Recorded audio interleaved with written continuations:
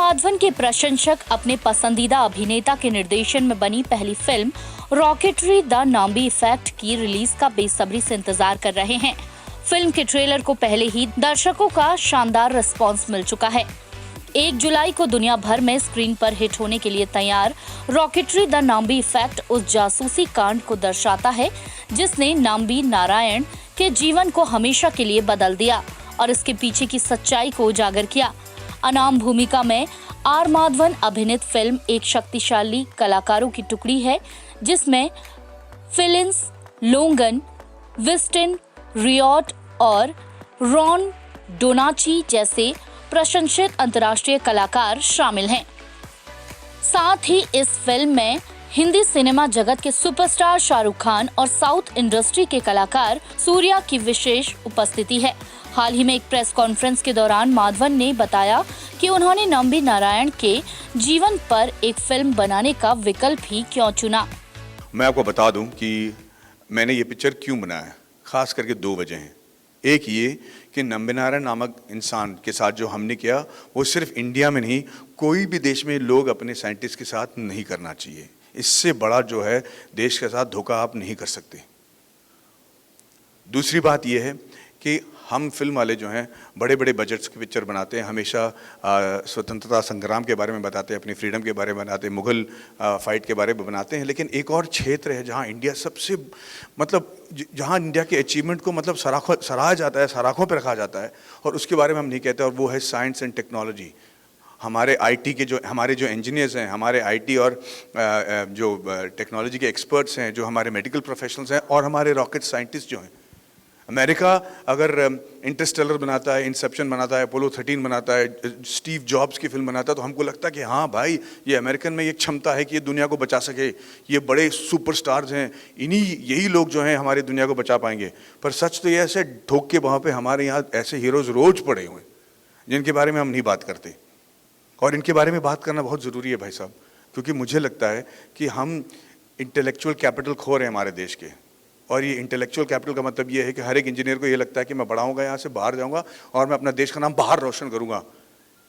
सही कह रहे हैं आप, क्योंकि आपको यहाँ शायद मौका नहीं मिल रहा है, पर इन सब लोगों को वापस ले आना ज़रूरी है। क्योंकि मेरा मानना ये है, और मैं बिल्कुल नाटक नहीं कर रहा हूँ, क्योंकि मैं जानता हूँ कि टेक्नोलॉजी की वजह से जुड़े होने की वजह से मैं जानता हूँ कि आने वाले सालों में और बहुत ही जल्दी, बहुत ही शीघ्र, आपके अनुमान से भी ज़्यादा शीघ्र अंतरिक्ष में जाना हमारे लिए ज़रूरी हो जाएगा। अंतरिक्ष हमारी ज़िंदगी का एक बड़ा हिस्सा बनने वाला है। हमें जाकर मून में सेटल होना पड़ेगा। हम वहाँ के एलिमेंट्स को शायद परख कर ऐसे एलिमेंट्स ढूंढने पड़ेंगे जो हमारे एलिमेंट्री टेबल में नहीं है, जिसकी वजह से शायद ऐसे दवाएं निकल जाएं जो हमारे जो डिजीज़ यहाँ पे हैं जिसे हम ट्रीट नहीं कर पा रहे, उसके कोई हल निकल आए। हमें मार्स जाना ज़रूरी होगा। कहा जाता है कि पहले ज़माने में जिस इंसान के पास ज़मीन थी, जिससे ज़मीन पर उसका काबू था, कंट्रोल था, वो राजा था। उसके बाद जिन लोगों ने समुंदर पर कंट्रोल कर लिया, वो देश के सबसे माहिर और स्ट्रॉन्ग नेशन बन गए। फिर those that control the skies in the air, they started ruling the world and they were the most powerful nation. But now it is space, the final frontier. जिसको कंट्रोल होगा space के बारे में, जो space के बारे में ज़्यादा जानेगा और उसका कंट्रोल रख पाएगा, वही इस दुनिया में सबसे सर्वश्रेष्ठ नेशन रहेगा। और इंडिया में ये काबिलियत है। आप लोग शायद जानते नहीं, हमारा जो मंगल मिशन हमने पूरा किया है, जो पहली बार हमने सक्सेसफुल हुए हैं, एक at a cost which is less than Hollywood film, जो बाकी देश 900 मिलियन 600 मिलियन खर्च करके 35 बार 75 बार करके गए हैं, वो, और उनके पास 3 इंजन थे मार्स जाने के लिए, लिक्विड फ्यूल, सॉलिड फ्यूल और क्रायोजेनिक। इंडिया के पास सिर्फ सॉलिड और लिक्विड फ्यूल, और खास करके वो लिक्विड फ्यूल इंजन जो नाम्बी नारायण ने बनाया। और इस इंजन, सिर्फ 2 इंजन की वजह से हम पहली बार में एक ऐसे सैटेलाइट को लेकर अंतरिक्ष में छोड़ आए जो 1 साल तक जाता रहा मार्स में, और मार्स में अब जाकर उसको कैप्चर कर दिया। वो हम इसलिए कर पाए क्योंकि हमारे पास पंचांग थी। पंचांग की वजह से हम ये तय कर पाए कि कौन से दिन कितनी बजे, कितनी सेकंड, कितने मिली सेकंड में हमें रॉकेट लॉन्च करना चाहिए, ताकि अंतरिक्ष में जाकर जो हमारा सेलेस्टियल मैप ये बताता है कि मून की ग्रेविटी कहाँ पर है, सैटर्न की मून की ग्रेविटी कहाँ है, सन के रेस के ग्रेविटी की वजह से कौन सा असर पड़ेगा हमारे सैटेलाइट जो कि 40,000 किलोमीटर पर सेकंड जा रहा है, वो हर चीज़ को 1 साल के लिए हम कैलकुलेट कर पाए बिकॉज ऑफ आवर पंचांग।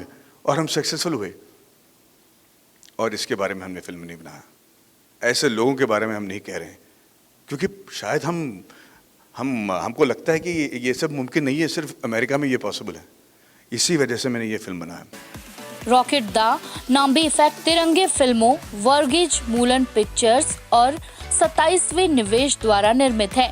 फिल्म भारत में UFO मूवीज और रेड जॉइंट मूवीज द्वारा वितरित की जा रही है और यशराज फिल्म्स और फोर्स फिल्म कंपनी द्वारा अंतर्राष्ट्रीय स्तर पर वितरित की जाएगी।